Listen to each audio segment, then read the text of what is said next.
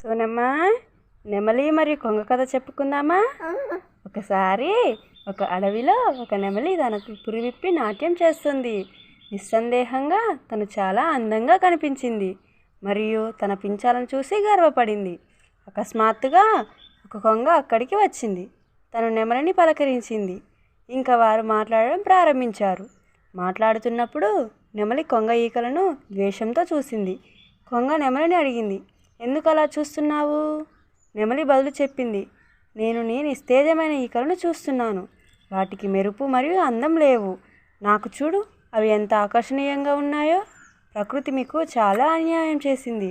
ఇంత బలమైన పక్షి మరియు చాలా మందమైన ఈకలు. ఇది నిజంగా జాలిపడాలి.